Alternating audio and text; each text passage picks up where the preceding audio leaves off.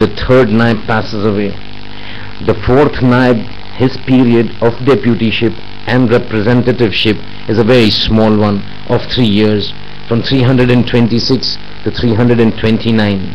And we indicated this personality, the Jalilul Qadr nature of this man, the piety of this man. When sitting in Baghdad, he is giving indications of the death of Ali ibn Babwe, the father of Sheikh Saduq in Iran. These were the personalities that were chosen, handpicked by the Imam to be his representative and his means of interaction between himself and the Khalq, between himself and the followers of the Ahlul Bayt, between himself and the Shiites.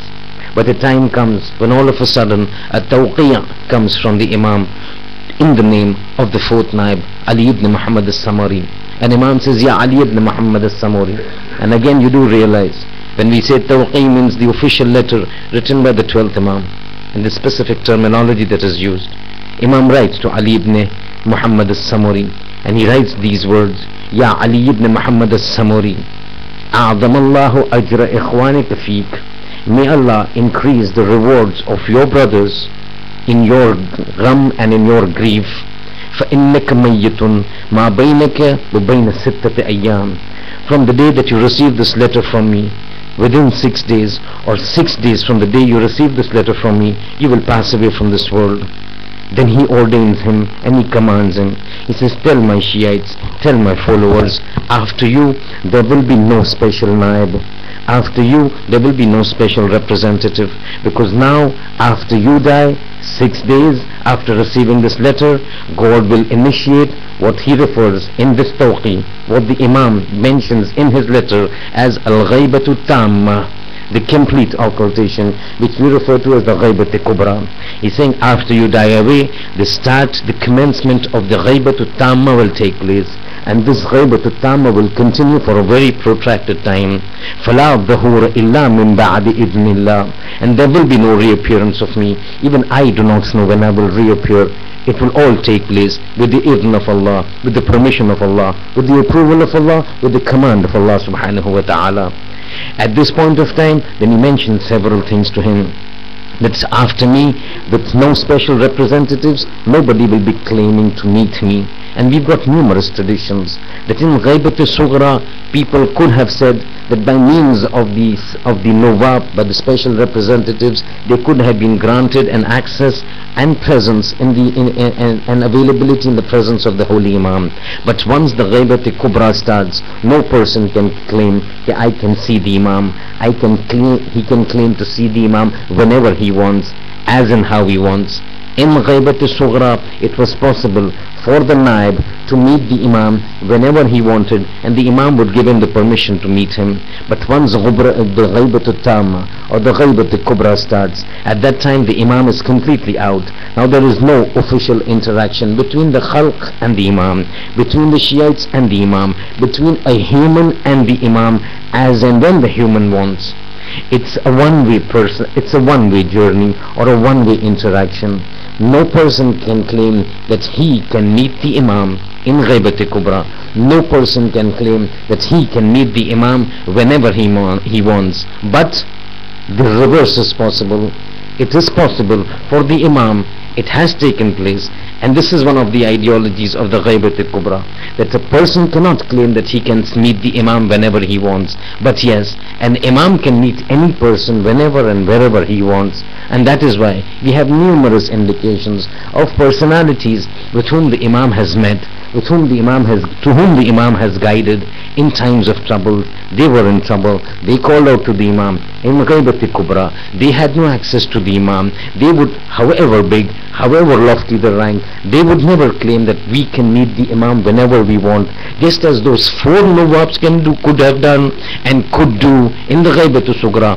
That kind of interaction from a human to the Imam is not possible, but the reverse is possible. The Imam comes, and there have been innumerable sightings and innumerable recordings and innumerable incidences when the Imam himself has come to help his supporters, to help his followers, to such an extent that not just the ulama, not just the maraji, it is said at the time of the dhuhr of the 12th Imam, when he will come and reappear, at that time when people will see him all the mu'mineen would recognize him. Oh, this man. Because at some point of time in our life, when we are in problems, when we are facing troubles, at some point of time this personality has come to help us and assist us. At that time we do not know that he is the 12th Imam. We do not know he is the Imam of the time. But he, noticing our problems, because that is one of his tasks, to help the Ma'mumeen. And you realize that tradition of the 8th Imam, when we mention that the prolonged and the protracted tradition of the 8th Imam, which indicates the characteristics of the Imam, one of the things I've mentioned and I've repeated and I'm repeating it today, that he loves us more than our parents and our mothers love us. As a result of it, when we fall into trouble, when we are into problems, we can rest assured that all of this is going to the Imam, and he is getting more worried about us than our parents are getting worried about. And in such a state, when we know that a child, when he's in trouble or she's in trouble, the parents make an effort to solve that problem. With this Imam who loves us more than our parents, it is definitely an incident that when somebody falls into trouble, Imam has come to help us. When he would reappear, tradition says, we would look at him and say, oh, he is the Imam, but he had helped us on such and such occasion. Every one of us would have seen it, and that is what one of the characteristics of the Imam is. But having finished this letter comes, the Ghaibat-e-Tamma begins, and the Imam goes into Ghaibat-e-Kubra. At that point of time, now, the Imam does not have any special representative to run the affairs. At that time, he gives a criteria. He says, even if I'm not amidst you in direct contact, because of the Ghaibat-e-Tamma, because of the Ghaibat-e-Kubra, but I'm going to give you certain principles. If you follow these principles, and if you adhere to the individuals that I will reflect and I will indicate to you, you will continue to remain on the same path, and my guidance will come and continue to be available to you. And then he gives the criteria that after me, when I'm not there, when the special representatives are not there, then follow those scholars who are righteous, who are pious, who are not inclined towards the dunya, who are not inclined towards the glitter and dazzle of this world, who are spiritually inclined, who are upright, who have taqwa. These are the people we need to follow, and it is based on this tradition that we bring about this concept of the marja'iyat after the Imam, that it is the marja in the absence of the presence of the Imam, in the absence of the presence of the Imam, and in the absence of the presence of the naib of the Imam, a special naib, then these maraji take over. And that is why we say a maraji is a naib Imam, not is a representative of the Imam, is a vice regent of the Imam, not by direct naming as he named those 4 people, but as a general rule that he gave before he went into the final occultation, that if you have scholars who meet these criteria, then understand they are my general representatives, they are my general deputies. You go to them, you will solve your problems by means of them, and if they get stuck, we are always there to help them. We will always come to guide them. And there have been innumerable cases when these scholars have erred. Obviously they are not infallibles, they are not masoom, they are bound to make mistakes, and there have been so many cases when the scholars have made a mistake and the Imam has come, corrected that mistake, and says, carry on with your work, don't worry, you are not a masoom, you are bound to make a mistake, however lofty your rank may be, however high in piety and taqwa you may be, but you are not a masoom, you will always falter. When you falter, I am there to help you. Do not worry, you are not an orphan, your Imam is there to guide you. And then begins the period of Ghaibat-e-Kubra. Now, according to tradition and historical reports, immediately after the Imam goes away into Ghaibat-e-Kubra, that means the death of Ali ibn Muhammad al-Samuri in the year 329 Hijri, the start of the Ghaibat-e-Kubra. At that time, the entire... Now you realize what happened. Suddenly, all of a sudden, the Imam is gone. He was basically not amongst the people directly. It was through these naibin and the nubab. And all of a sudden, the 4th naib, all the naibs are out. There is nobody. Somebody has to take charge of the affairs. There has to be a leader taking charge of the affairs of the Shiites. At that time, reports say that immediately after the death of Ali ibn Muhammad al-Samuri, a personality emerges and he takes control of the entire Shiite affairs of the world into his control by the name of Hassan ibn Ali al-Ummani, an extremely high-ranking scholar, an extremely muttaqi scholar, a faqih, an alim, a scholar par excellence. And because of his stature and because of his rank, everybody, when they realize now there is no direct contact, there is no contact with the Imam, and the direct contact that was there through the naib, those naibs have also gone, they immediately turn to him and says, you are our leader, you take charge of the affairs of the ummah. And similarly, this is what happened. All of them flocked to him, and that was the first start of the marja'iyat as we know it today. A marja'iyat, a leadership of a scholar who has been appointed by means not directly by the Imam, but by means of the criteria that the Imam has set, and we consider him to be our leader in the absence of the 12th Imam directly amongst us. As this went on, and Hassan ibn Ali al-Ummani from Oman, from Muscat, he took over the charge, and time began to pass till the situation began in such a way that we started getting stars of the Shiite world as far as the scholars and ilm is concerned. And we had the likes of a mastermind, a genius coming to the fore, who literally transformed how the marja'iyat needs to take place, how the marja'iyat takes over the charge of the affairs. With due respects to Hassan ibn Ali al-Ummani, at that time he was the only person to take charge of the entire followers of the Ahlul Bayt and their affairs. But the time came when the genius of the Islamic world, a person, if you were to say 5 people in the Islamic history, the top 5 scholars, he has to rank amongst those very best. The personality of Muhammad ibn al-Nu'man, which you and me know him as Sheikh Mufid. The personality of Sheikh Mufid came up, and that man changed the entire concept of how the ulum of Ahlul Bayt and the affairs of the followers of the Ahlul Bayt are managed. A personality that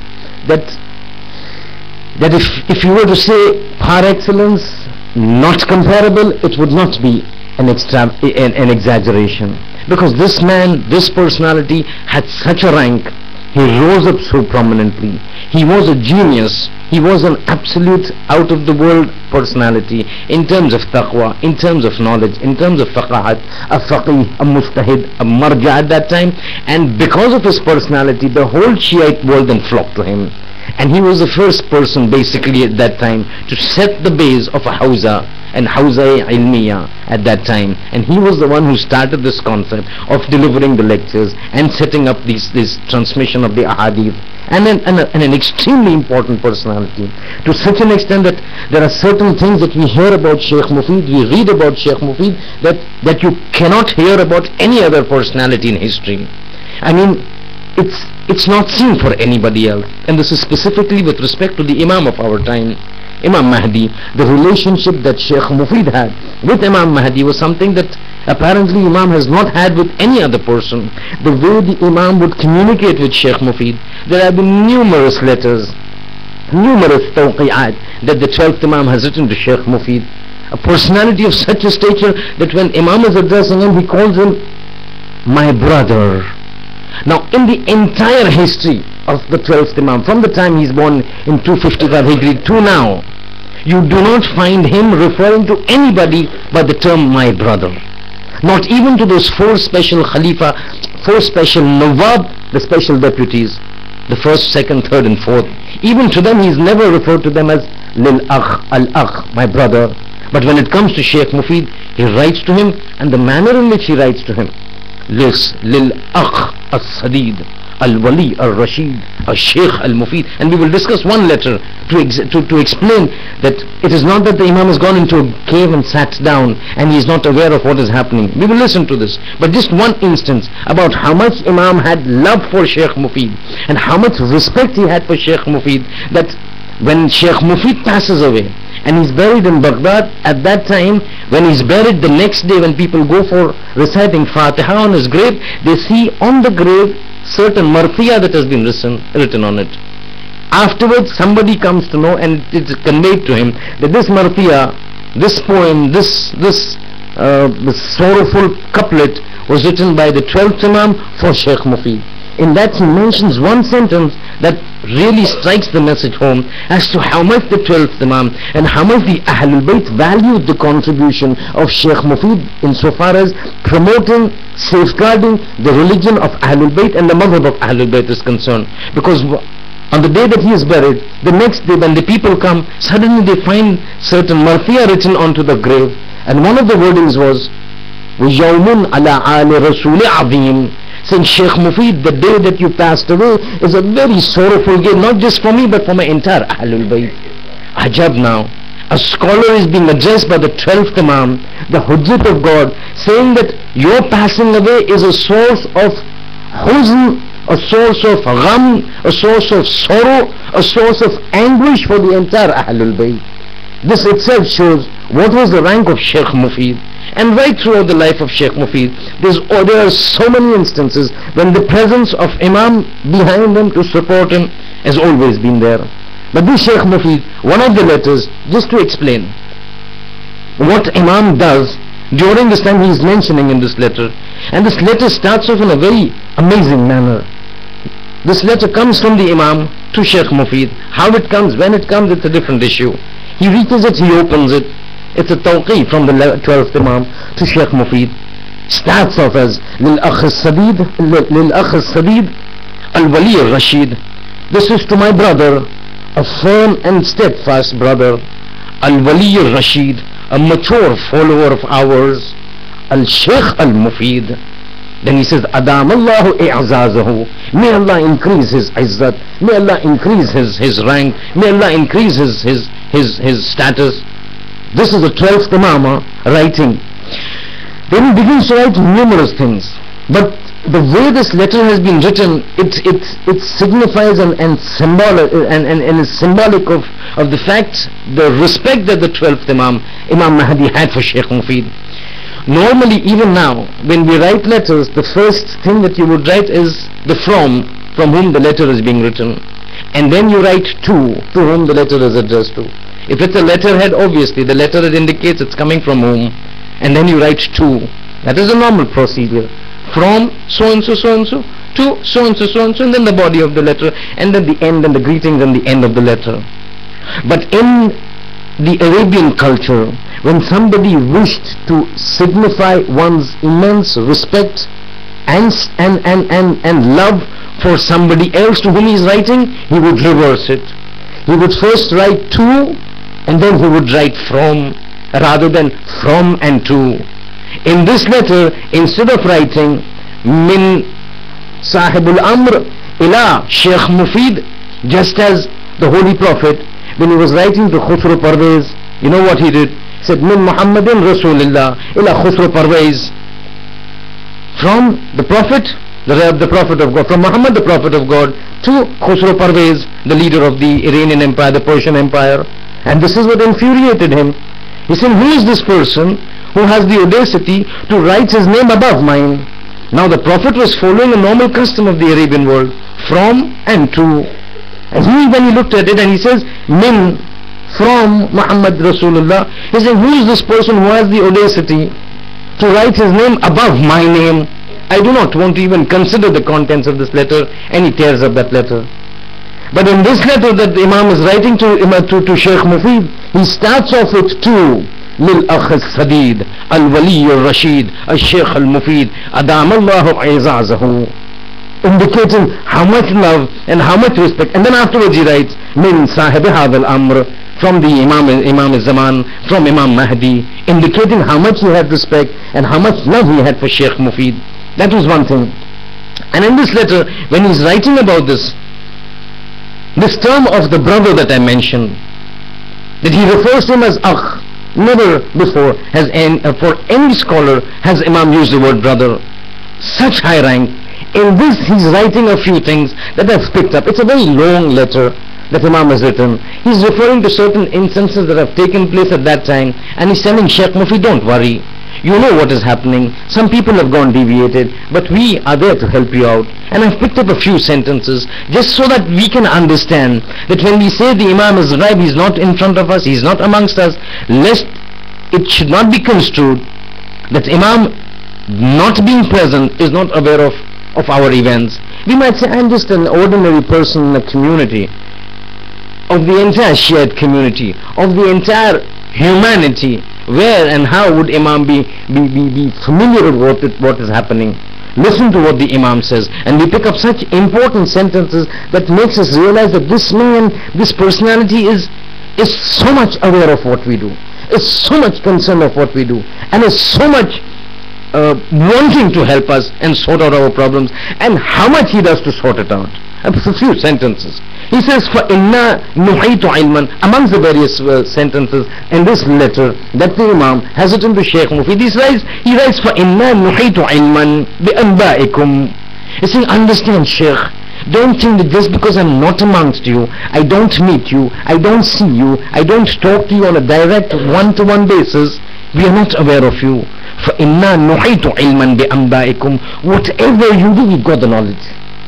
Whatever our Shiites do, whether it is the smallest child or an old man, whatever they do, we encompass it ilman, we've got the knowledge of it. For every act that a person does, it is reported to us. وَلَا يَعْزُبُ عَنَّا شَيْءٌ بِأَخْبَارِكُمْ. And do not think anything from your deeds escapes us. لَا يَعْزُبُ, does not escape from our sights, does not escape from our information, does not escape from our knowledge, anything that you do. Everything that you do, we are aware of it. Everything that you embark upon, we have knowledge of it. We get to know about it. إِنَّا غَيْرُ مُحْمِلِينَ بِمُرَاعَاتِكُمْ وَلَا نَاسِينَ لِذِكْرِكُمْ. And knowing all these affairs, understand, we are never neglectful of your affairs. We are never heedless of your state. We always take care of what our mu'mineen are doing, and we are always considerate and concerned about what they do. وَلَا نَاسِينَ لِذِكْرِكُمْ. We keep remembering you. وَلَا نَاسِينَ, we don't forget. لِذِكْرِكُمْ, we don't forget you. We keep remembering you in our prayers. We keep praying for you to Allah subhanahu wa ta'ala, because we know all your state of affairs. Nothing escapes us. Every act, every position, every situation, every circumstances that you fall into, or you create for yourself, or you do for the others, or somebody else does for you, it is there in our knowledge. And because of this, because we know what you do, we don't forget remembering you in our prayers. When we find that you are in trouble, we pray for you. When we find somebody is troubling you, we pray for your release, or your help, or your succor, for your assistance. When we find you are doing something to the others, we pray to God to put you onto the right path. Then he says it is because of our prayers. وَلَا نَاسِينَ لِذِكْرِكُمْ. We are not forgetful, heedless, and disregardful of your state of affairs. We keep remembering you. Then he says, وَلَوْلَا ذَلِكَ. وَلَوْلَا ذَلِكَ. And if it were not to be this, and if it were not for the fact that we keep remembering you, we keep praying for you, we keep asking for your help, we keep praying so that you come onto the right path, in case you are deviating and entering into sins that are being forbidden by God. لَوْلَا ذَلِكَ. If it were not for this, if it were not for this fact that we pray for you, لَنَزَلَ بِكُمُ اللَّوَّى. You would have been overcome by miseries and adversities and calamities. You think these miseries and adversities that face the other communities could not have faced you? Yes, you would have been overrun by miseries and calamities that take place in the world. What you survive now, or what you seem to be in a position now, it is because of our du'as. If we were to remove that shield of our du'as, you would see what happens to you. He's saying you would have been overcome. This is Imam's letter, This is not me speaking, this is Imam's letter which is written to Shaykh Mufid. He's saying, لَوْلَا ذَلِكَ. If it were not for our du'as, our consideration for you, لَمْ نَزَلَ بِكُمْ اللَّوَّى. You would have been overrun by miseries and calamities. وَاسْتَلَمَكُمُ الْأَعْدَى. And the enemies would have just cut off your roots. You would not have been in existence. They would have completely overrun you, they would have completely overpowered you, you would not have any place to go. Right now where you are, right now the position that you are in, it's not because of your fasts, it is because of our prayers. We are aware of what you do. We have provided a shield for you to protect you. So whatever you face now, wherever you stand now, in whatever position, understand that is a position that is much better than what it would have been had our prayers not been there. It is our prayers that are protecting you. Then he says, فَلْيَعْمَلْ. And if this is the case and you want to continue to benefit from our prayers and our love and our help and our succor and our counseling and our guidance and our XYZ, فَلْيَعْمَلْ كُلُّ امْرِئٍ مِّنْكُمْ بِمَا يُقَرِّبُهُ مِنْ مَحَبَّتِنَا. Then it is my request, Shaykh Mufid, tell your people. Tell the people that you meet. فَلْيَعْمَلْ, and people should act in a manner that they become close to us, and stay away from those things that hurt us and they anger us. Now here the Imam says, look at the words. He says, فَلْيَعْمَلْ كُلُّ امْرِئٍ, every man, every woman should behave, should act, should perform deeds, بِمَا يُقَرِّبُهُ مِنْ مَحَبَّتِنَا, that will bring them closer to us. وَيُجَنِّبُ مَا يُدْنِيهِ مِنْ كَرَاهَتِنَا وَسَخَطِنَا, and he should stay away from all those things that disturb us and they increase our anger. Now this is something that you will not find the other Imams saying. No Imam would say, don't do something that angers us. This is the 12th Imam. He's saying, tell the people not to do those things that anger us. Because this man is not going to come taking into account, hit me on one cheek, I give you another cheek. With him it doesn't work this way. With him, when he comes, as I mentioned earlier, it is my way or the highway. At that point of time, in this letter he makes it very clear, don't make us angry. Because here we are here for a mission, and we are here with a mission to oppose those people who are against the planning of God. We are here to set things right, to get rid of people who have been opposing the plan of God. The plan of God is to ensure that this place becomes a world of peace and tranquility.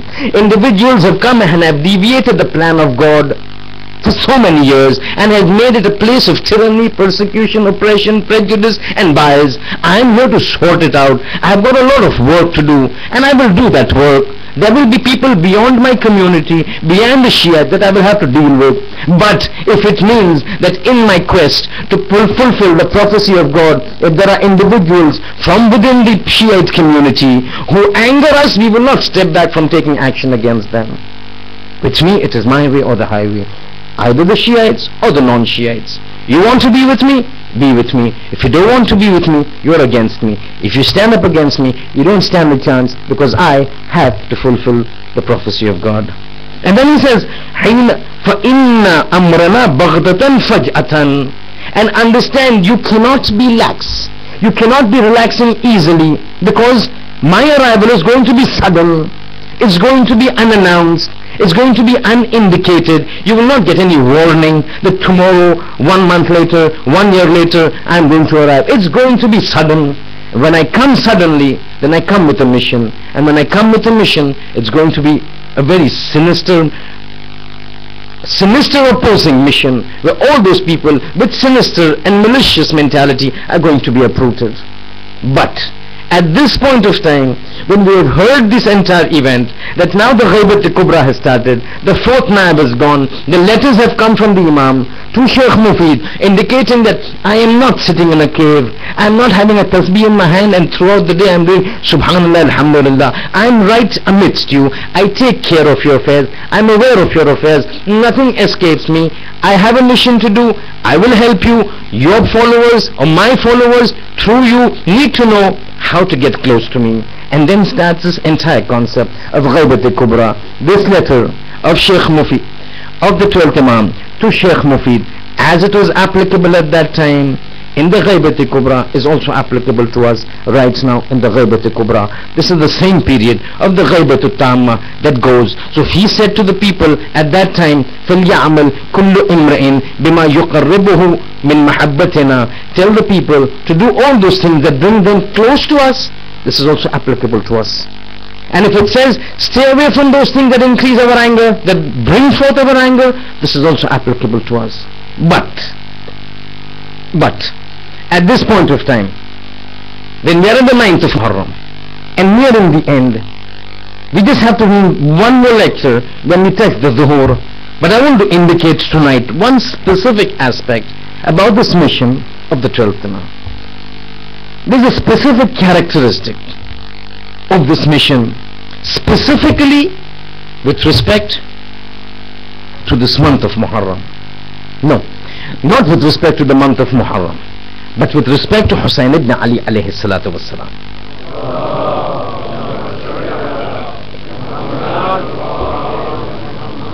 See, amongst all the Imams that we see, there are certain things relating to certain Imams that you can find a great deal of commonality. So if you look at the first Masoom, the Holy Prophet and Imam Ali, you see a lot of commonalities in them. The way they went about with the tabligh, the way they conducted themselves, the year when they died, 63, and several other aspects. When we look at the 12th Imam and his mission, which is prophesied, one thing that we see is an inherent and an uncanny relationship between the 12th Imam and the 3rd Imam. There's an ajib relationship specifically between these two Imams. All the Imams we know, Awwaluna Muhammad, wa Awsatuna Muhammad, wa Akhiruna Muhammad, wa Kulluna Muhammad, that's true. But all of us are same. But specifically when it comes to the 12th Imam and the 3rd Imam, there are similarities that just don't appear to be coincidental. There is an inherent relationship between these two Imams. There's certain similarities, and these similarities are so intertwined that you find both of them, it's like a link, a chain with two links, each one intertwined with one another. If you look at the 12th Imam, you cannot ignore the 3rd Imam. And if you look at the 3rd Imam, you cannot ignore the 12th Imam. They're so intertwined. It's like that, the story of Adam and Hawa. You think of Adam, you have to think of Hawa. You think of Hawa, you have to think of Adam. They're so intertwined. Habil, Qabil.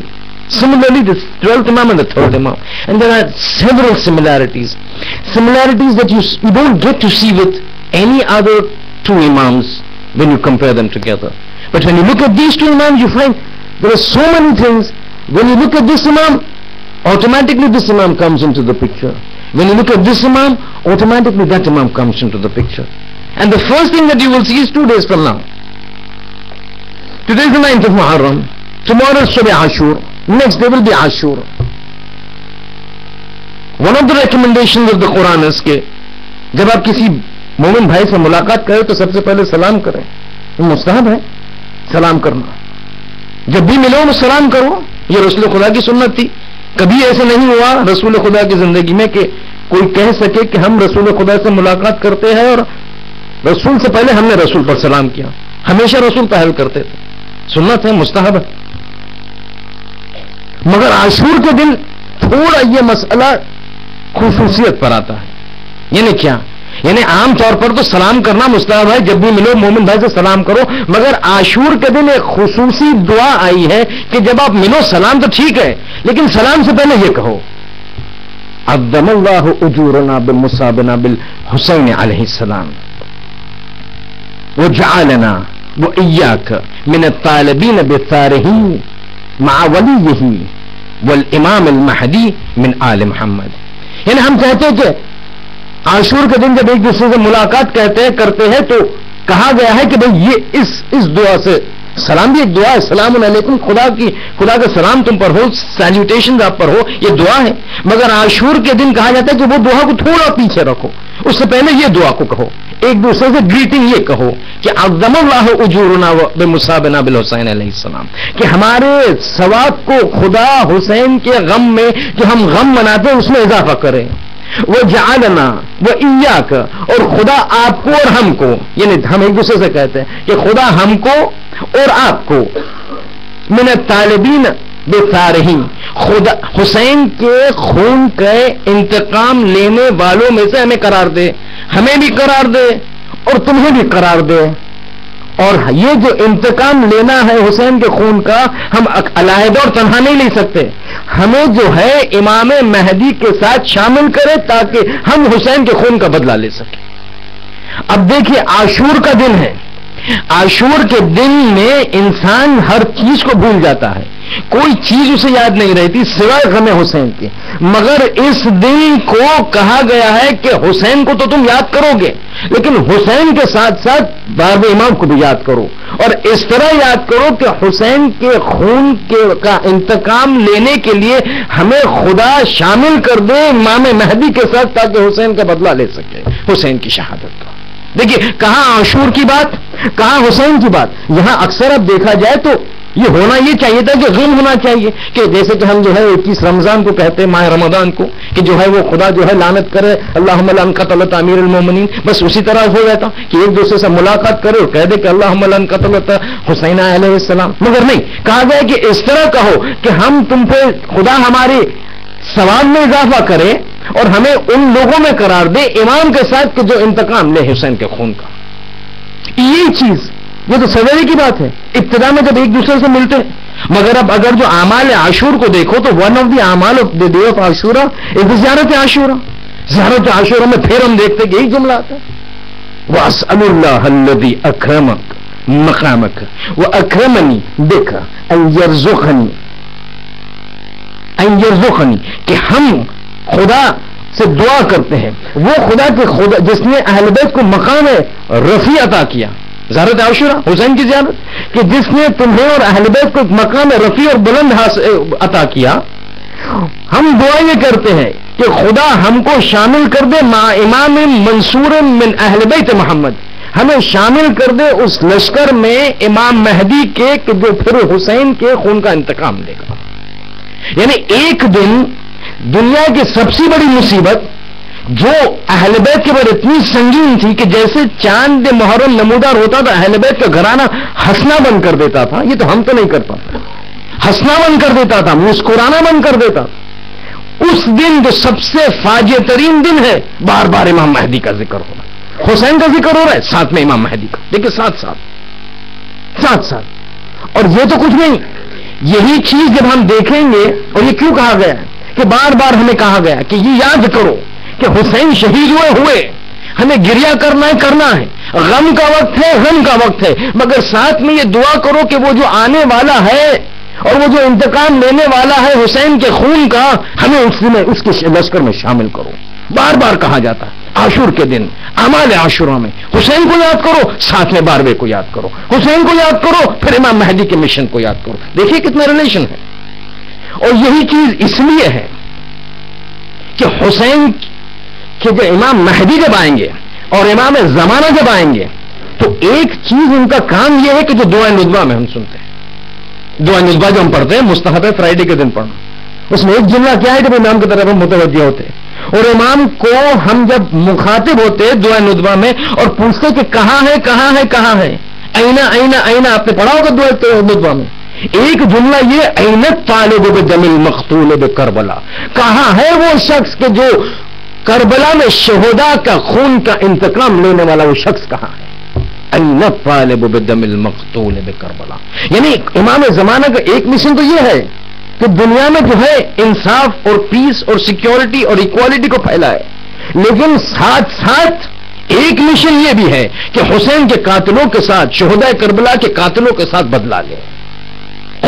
طالب بالدم المقتول بکربلا. اور اسی وجہ سے جب آخر الزمان کی روایت ہوتی، اب اس وقت تو انشاءاللہ گنجائش نہیں ہے، لیکن انشاءاللہ آئندہ عشرے میں بس ایک جملہ عرض کرتا چلوں کہ جب امام زمانہ کا ظہور ہوگا اور وہ تمام واقعات پیش آئیں گے کہ جب لشکر جمع ہوگا، سب سے پہلے کون آئے گا؟ بیعت کرے گا جبرائیل، عیسیٰ، ادریس، سب آئیں گے، 313 آئیں گے، پھر 10,000 کا لشکر، اور پھر جو اس کے مفصلات اور تفصیلات ہیں، وہ پورا لشکر جب جمع ہو جائے گا اور امام اپنے مشن اور ایکسپیڈیشن پہ نکلیں گے دنیا کو جو ہے اس ظالم حکمران اور حکم فرمان کو خالی کرنے کے لیے، تو ایک مرتبہ جو ہے وہاں روایت میں ملتا ہے کہ ہر مشن کا ایک موٹو ہوتا ہے، ہر مشن کا ایک سلوگن ہوتا ہے. دیکھیں گے آپ ایڈورٹائزمنٹس ٹی وی پہ آتے ہیں، ایک ہمیشہ ایک سلوگن ہوتا ہے، ایک کیچی ٹرمینالوجی ہوتا ہے جس کی وجہ سے اور جس کے ذریعے سے یا وہ پروڈکٹ کو مانا جاتا ہے اور وہ پروڈکٹ کی جو مشخصات کو بیان کیا جاتا ہے، یا ایک ٹائٹل دیتا ہے جس سے انسان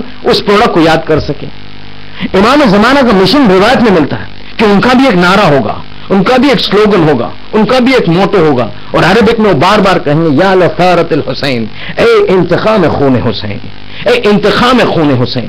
یعنی جا رہے ہیں دنیا کو صاف کرنے کے لیے یہ ظالموں کو، مگر ان کا سلوگن نعرہ یہ ہوگا یا لثارت الحسین، ہمیں حسین کے خون کا انتقام لینا ہے. یعنی دیکھیے کیسا خدا کے وعدے کو برحق کرنے کے لیے دنیا میں آئے گا یہ بار بار، مگر بار بار حسین کا نام لے رہا ہے، بار بار حسین کے انتقام، خون کے انتقام کا نام لے رہا ہے. اس کے لیے تو حسین کو کہا گیا یا ثار اللہ ہے وابن ثار ہے، اے خون خدا جو ناحق بہا گیا ہے. لیکن یہ تو اب عاشورہ اور امام تیسرے امام کی مناسبت اور 12ویں امام کا ذکر. عاشورہ تیسرے امام کی مناسبت، امام حسین کی مناسبت، مگر ذکر آ رہا ہے امام مہدی کا، لیکن ذکر آ رہا ہے امام زمانہ کا. اب دیکھیے 15ویں شعبان کو، عجب 15ویں شعبان کی مناسبت کس کی ہے؟ 12ویں امام کی ولادت کی، امام زمانہ کی ولادت کی. اب دیکھیے وہ مفاتیح الجنان اٹھا کے 12ویں امام کی ولادت، 12ویں امام کی امام زمانہ کی ولادت کا دن، امام زمانہ کی خوشی کا دن، 11ویں امام کے بعد ہمارے امام کی ولادت کا دن. مگر وہاں جب اعمال 15ویں شعبان کو دیکھیں گے تو ایک ہے زیارت امام حسین. اچھا اب امام علی کی زیارت نہیں آئی ہے، پہلے امام کی زیارت کا ذکر نہیں ہوا، رسول خدا کی ذکر نہیں ہوا، بی بی فاطمہ کی زیارت کا ذکر نہیں ہوا، ذکر ہوا حسین کی زیارت. اچھا ولادت ہے 12ویں امام کی، نہ کہ اپنے باپ کا ذکر، نہ کہ اپنے دادا کا ذکر، نہ کہ رسول خدا کا ذکر، ذکر ہے کس کا؟ حسین ابن علی کا. عجب ولادت ہے 15ویں شعبان 12ویں امام کی، ذکر ہو رہا ہے حسین کا. وہاں عاشور کا دن حسین کا، ذکر ہو رہا ہے امام مہدی کا. انہیں دیکھ رہے ہیں مگر یہاں تک سملیرٹی رکتی نہیں ہے. آپ کو یاد ہوگا 2-3 رات پہلے میں نے عرض کیا تھا کہ ایک وقت ایسے آئے گا کہ خدا کی سنت یہ ہے کہ زمین حجت خدا سے خالی نہیں ہو سکتی. اور وہ روایت میں نے بیان کی تو لولا الحجہ لساقط الارض باہلہا، کہ اگر ایک لمحے کے لیے خدا کا نمائندہ زمین پر نہ ہو تو خدا زمین کو جو ہے تباہ کر دے گا، ختم کر دے گا، قیامت لے آئے گا. کیونکہ پھر اس کے لیے کوئی موٹیویشن نہیں ہے کہ دنیا کو برقرار رکھے. ہماری نماز اور روزے اس کے لیے کوئی کام نہیں، وہ ایک شخص کے لیے جو ہے وہ پوری کائنات کو چلائے ہوئے حجت خدا. اس وقت میں نے کہا تھا کہ یہی سنت کو برقرار رکھنے کے لیے ممکن نہیں ہے کہ امام زمانہ کی شہادت واقع ہو اور پھر دنیا قائم ہو بدون اس کے کہ خدا کی کوئی حجت زمین پر ہو. اس کے لیے لازم ہے کہ ایک تو بات طے ہے کہ امام زمانہ کی شہادت واقع ہونی ہے. مشخصات تفصیلات بہت روایت میں ملتی ہیں کہ کہاں ہوگی، کیسے ہوگی، کس کے ہاتھ ہوگی، کس ذریعے سے ہوگی، کون کرے گا، سب تفصیل بیان ہے روایت میں. مگر بات یہ ہے کہ اگر امام زمانہ کی شہادت ہونی ہے اور امام شہید ہوتے ہیں اور پھر اس وقت زمین پر کوئی خدا کی حجت نہیں تو پھر اس دنیا کا اور اس کائنات کا چلنا امکان نہیں رکھتا.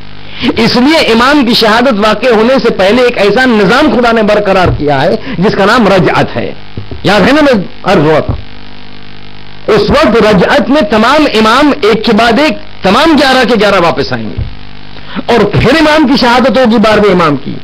لیکن چونکہ حجت خدا ایک حجت خدا ہے، ایک سے زیادہ بھی ہوگے اس وقت تو دنیا جو ہے دنیا کا نظام چلتا رہے گا. اب یہاں ایک بہت ہی انٹرسٹنگ پہلو آتا ہے کہ کہا گیا کہ رجعت میں تمام امام ایک کے بعد ایک آئیں گے، تمام امام ایک کے بعد ایک آئیں گے، مگر کسی روایت میں نہیں ملتا کہ کس آرڈر میں آئیں گے. 1 2 3 4 بتایا نہیں. ہاں ایک چیز بتایا گیا ہے کہ امام آئیں گے ایک کے بعد ایک، تمام امام آئیں گے، 12ویں امام کی شہادت ہوگی، مگر کس عنوان سے، کس سیکوینس میں، کس آرڈر میں آئیں گے نہیں پتا. ہاں ایک چیز پتا ہے کہ سب سے پہلے جو امام آئے گا وہ حسین ابن علی. اب حسین ایک حجت کا ہونا ضروری ہے اگر امام زمانہ کی شہادت واقع ہونی ہے تو دنیا ختم ہو جائے. ابھی رسول خدا بھی ہو سکتے تھے، علی بھی ہو سکتے تھے، مگر نہیں.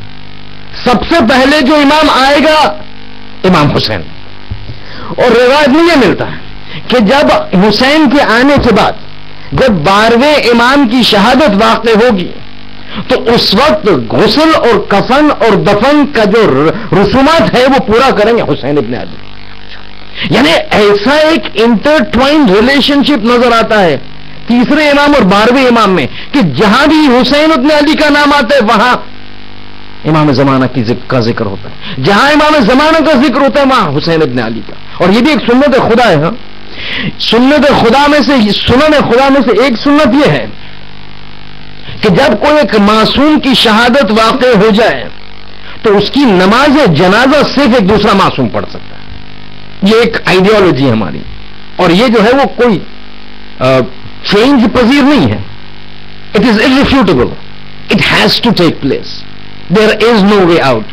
no غیر معصوم, no non-infallible, no غیر معصوم can recite salat upon a masoom. This is the sunnah of God.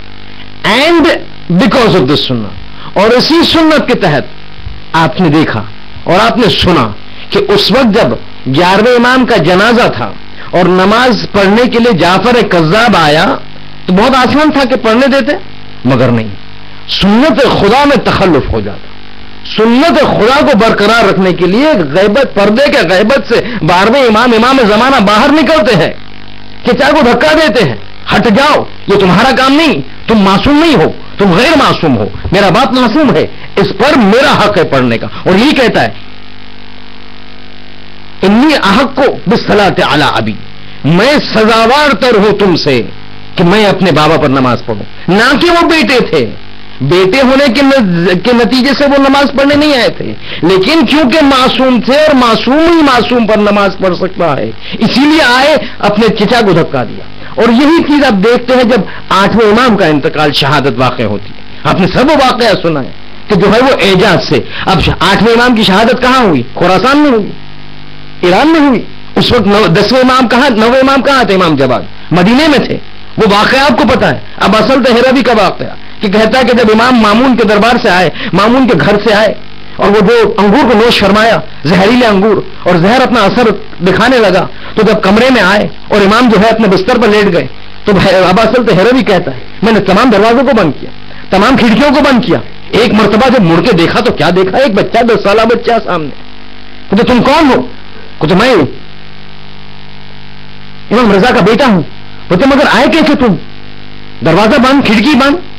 تو یہ تو جواب دیا تھا انہوں نے کہ جس خدا نے مجھے مدینے سے یہاں خراسان تک اعجاز سے لے آیا, اس خدا کے لیے ممکن نہیں ہے کہ میں بند دروازے سے اندر آ جاؤں. یہ سنت خدا تھی کہ امام رضا کی شہادت ہونے کے بعد اگر نماز پڑھنی ہے تو کون پڑھائے گا؟ کوئی عام انسان نہیں پڑھا سکتا. معصوم کو آنا ہے اعجاز سے, 9ویں امام مدینے سے خراسان آئے, نماز پڑھائی اور پھر چلے گئے. یہ سنت خدا. اب جب شہادت ہوگی 10-12ویں امام کی, اس وقت ایک معصوم ہونا چاہیے, کوئی بھی ہو سکتا ہے, مگر نہیں. روایت بتاتی ہے امام زمانہ کی شہادت واقع ہو جائیں گی تو نماز جنازہ جو معصوم پڑھیں گے 3رے امام حسین. اچھا, اب بار بار ہم دیکھ رہے ہیں 12ویں امام کا ذکر تو ساتھ میں جو ہے امام حسین کا ذکر, حسین کا ذکر تو ساتھ ساتھ 12ویں امام کا ذکر. اور یہی فلسفہ ہے, یہی فلسفہ ہے یہ مشن کا. اور یہ فلسفہ یہ ہے کہ کیوں اتنا تنگا تنگ ریلیشن شپ, کیوں اتنا شدید ارتباط 3رے اور 12ویں کے بیچ میں. اس کا فلسفہ شاید یہ ہو سکتا ہے, شاید وہ یہ کہ جب اس زمانے میں حسین خطرے, اس زمانے میں جب اسلام خطرے میں تھا تو بچایا کس نے؟ حسین. اور آج کے زمانے میں جب اسلام خطرے میں ہے تو بچائے گا کون؟ امام زمانہ کا مشن. مگر جیسے آپ نے سنا کہ امام زمانہ کے مشن کا نعرہ یہ ہوگا کہ انتقام خون حسین, اور عجب قربانی حسین کی تھی, عجب قربانی. ایک ایک پہلو جب ہم کربلا پر جب نظر ڈالتے, کربلا کے ایک ایک پہلو پر انسان کا کلیجہ پھٹ جائے کہ ایک انسان حجت خدا اس پر اور اس کے خانوادہ پر اتنے مظالم, اور انسان جو صبر کا مظاہرہ کرتا ہے خدا کے لیے, دین خدا کے لیے, اتنے حد تک کہ اپنا کڑیل جوان کو جو ہے قربان کرنے کے لیے تیار ہو جاتا ہے. کوئی معمولی بات نہیں ہے. اکبر کا ماتم کرنا ہے نا, آج اکبر پر رونا ہے. آج تو سبھی کو پرسہ دینا ہوگا, اکبر کا پرسہ سبھی کو دینا ہے. اکبر کا پرسہ رسول خدا کو دینا ہے کیونکہ شبیہ رسول ہے. اکبر کا پرسہ علی کو دینا ہے کیونکہ دادا کا نام لیے ہوئے ہیں. اکبر کا پرسہ فاطمہ کو دینا ہے کیونکہ فاطمہ کے دل کو پایا تھا. اکبر کا پرسہ حسن کو دینا ہے کیونکہ خلق اور خلق حسن کو پایا تھا. اور پھر حسین کو تو دینا ہے کیونکہ آنکھوں کی بصارت ہے اکبر حسین کی.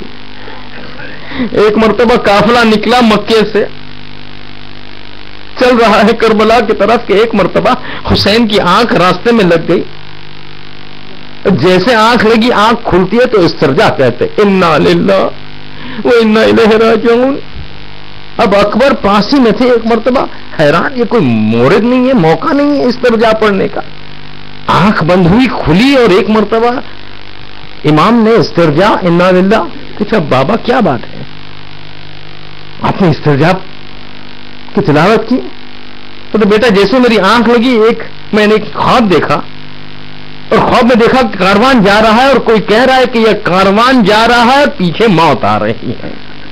تو ایک جملہ کہتے اکبر یا ابتا لسنا علی الحق کیا ہم حق پر نہیں؟ تو حسین نے کہا بلا یا بنیا یقیناً ہم حق پر ہیں. تو پھر وہ اکبر کہتا ہے کہ پھر مجھے پرواہ نہیں میں موت سے مل رہا ہوں یا موت مجھے آ کے ملے. اور یہی چیز کا مظاہرہ جو ہے اکبر کرتے ہیں عاشور کے روز. دن گزرتے گئے شب عاشور آئی. اب جیسے صبح کا وقت آیا کہ ایک مرتبہ اب یہ عجیب و غریب چیز ہے. ایک مرتبہ حسین نے کہا بیٹا اکبر کہاں ہے بیٹا اکبر کہاں ہے؟ ایک مرتبہ اکبر آتے لبے کیا بتا بابا فرمائیں یہ کیا بات؟ تو بیٹا نماز کا وقت ہو گیا اذان دو اذان کہو. اب حسین کا مؤذن ہے مگر نہیں آج کہتے ہیں اکبر تم اذان دو. ایک مرتبہ اکبر شروع کرتے ہیں اشہد ان لا الہ الا اللہ. ارے جیسے اکبر کی آواز گونجی ایک مرتبہ زینب کے کان میں دشت کربلا میں رسول کا لہجہ نظر آیا سننے میں آیا. جیسے رسول خدا کا لہجہ سننے میں آیا کہ زینب کا دل بھر آیا. ایک مرتبہ مدینہ کا رخ کرتی اور کہتی ہے اے نانا جان کربلا میں ہم آ پہنچے. صبح نمودار ہوتی ہے نماز تو فارغ ہو چکے. صبح نمودار ہوتی ہے کہ ایک کے بعد ایک جو ہے وہ صحابی جنگ کے لیے نکلتے ہیں. اب یہاں دو روایتیں ہیں. ایک روایت کہتی ہے کہ اکبر سب سے پہلے تھے بنی ہاشم میں کہ جو شہادت کے لیے چلے. دوسری روایت کہتی ہے سب سے آخر. بہرحال ہم پہلی روایت کے حساب سے چلتے ہیں. ایک مرتبہ اکبر آمادہ ہوتے ہیں دیکھا کہ سب بنی ہاشم کی نوبت آئی ہے اصحاب سب مارے جا چکے اور یہاں پر حسین آگے بڑھتے اور کہتے کہ اب سب سے پہلے میں جو ہوں بیٹے کے کھونے کا غم برداشت کروں گا اس کی تلخی کو محسوس کروں گا. اکبر کی طرف مڑتے اور کہتے یا بنیہ تقدم اے بیٹا اکبر تم پہلے جاؤ. اکبر گھوڑے پر سوار ہوتے ہیں خدا حافظی کرتے ہیں اور ایک مرتبہ گھوڑے کو چلانا چاہا. گھوڑا چلنا شروع کیا مقتل کی طرف کے اکبر کو کچھ محسوس ہوا کہ کوئی پیچھے سے آ رہا. اب جب مڑ کے دیکھا تو کیا دیکھا ارے 60 سال کا بوڑھا باپ کمر پکڑے ہوئے گھوڑے کے پیچھے چلا آ رہا ہے. اب جیسے جیسے رفتار بڑھتی حسین کی رفتار بڑھتی. اب اکبر نے دیکھا ایک مرتبہ گھوڑے کو روکا زمین پر اترے ہاتھوں کو جوڑا اور کہا بابا یہ کیا کر رہے بابا یہ کیا کر رہے؟ حسین نے کہا بیٹا تمہارے پیچھے پیچھے آ رہا ہوں تمہارے پیچھے پیچھے آ رہا ہوں. اکبر نے کہا بابا اگر جو ایسے ہوا تو میں کس طرح جنگ کرنے جاؤں گا؟ اس طرح ہوا تو میں جنگ نہیں کر پاؤں گا. حسین نے کہا کہ اچھا بیٹا اب خدا حافظ لیکن محلن محلہ آہستہ جانا بیٹا کیونکہ تم نہیں جانتے ایک کڑیل جوان کا مقتل میں جانا باپ کے سامنے کتنا سنگین ہوتا ہے. تم باپ نہیں نا 18 سال کا بیٹا تمہارا نہیں. تمہیں نہیں پتا کہ میرے دل پر کیا گزر رہے. ایک مرتبہ اکبر جنگ کے لیے نکلتے ہیں. ارے ایسی جنگ کی کہ جو ہے الحفیظ و الامان کی آواز بلند ہوئی مگر ایک مرتبہ پیچھے سے اور ایک ویلے سے حسین ابن نمیر آتا ہے اپنی برچھی کو چلاتا ہے.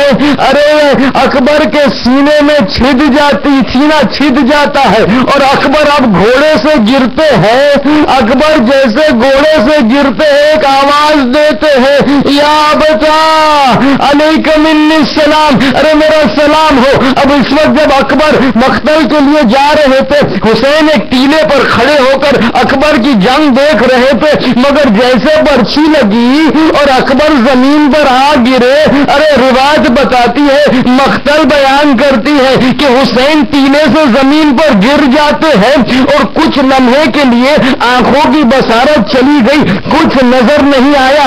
ایک مرتبہ آواز آئی، اے بابا میری مدد کیجئے، اے بابا میرا سلام آپ پر۔ اب حسین کچھ دیکھ نہیں پا رہے، ایک مرتبہ اٹھتے ہیں، ایک مرتبہ گرتے ہیں، آواز دیتے ہیں، اے بنیا ادعونی، مجھے پکارو مجھے پکارو، اپنی آواز کے ذریعے سے میں پہنچ سکوں۔ حسین کو پکارتے ہیں مگر آنکھوں کی بینائی کچھ دیر تک جا چکی۔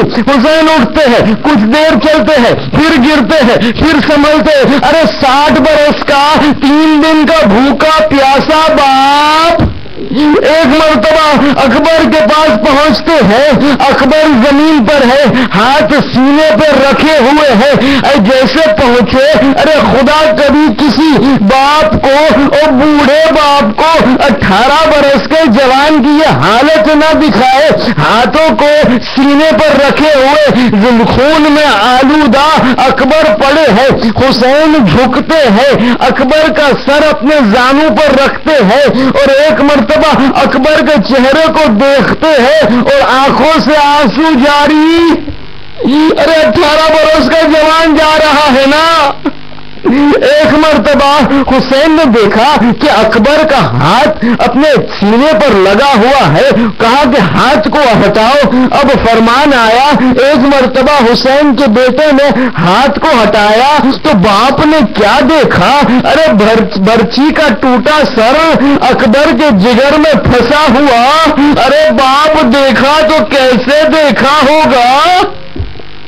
ایک مرتبہ حسین نے کہا، ارے بیٹا علی اکبر فکر نہیں کرنا، میں جو ہوں اس کو نکالتا ہوں، جانتے ہو نا علی مرتضی حیدر کرار کا بیٹا ہوں۔ ارے عجب نہ ہو کہ اس وقت مدد کے لیے ایک مرتبہ نجف کا رخ کیا ہو اور کہا ہو، یا علی مدد، اے بابا اپنے حسین کی سنگین وقت میں مدد کرنے آؤ۔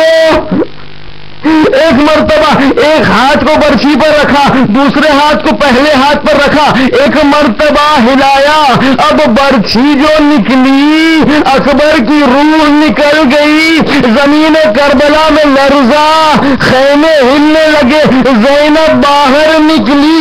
ایک مرتبہ اکبر کے لاشے کو حسین چھوڑتے ہیں، کھڑے ہوتے ہیں، زینب سے کہتے ہیں، زینب دوبارہ لوٹ جاؤ، خیمے میں لوٹ جاؤ، تمہاری چادر کے لیے اکبر کو قربان کیا ہوں۔ ارے میں کہوں گا آقا اتنا خیال زینب کی چادر کا، ارے کچھ دیر بعد آئیے، ارے دیکھیے یہ ہجوم نرد آدھا کا، ارے خیموں کو جلایا جا رہا اور زینب کی چادر چھینی گئی۔ ارے بی سر و بی مخنا، کھلے سر کھلے بال، آپ کی بیٹی نامحرموں کے درمیان، وسيعلم الذين ظلموا أي منقلب ينقلبون ما سمع حسن۔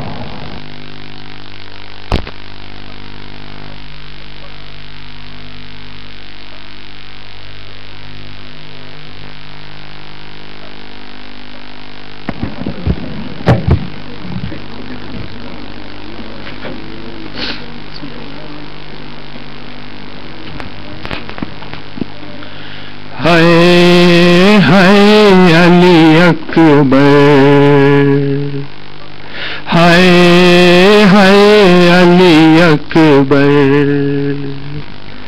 ارمان تھا پہناؤں گی پوشاک شاہانی،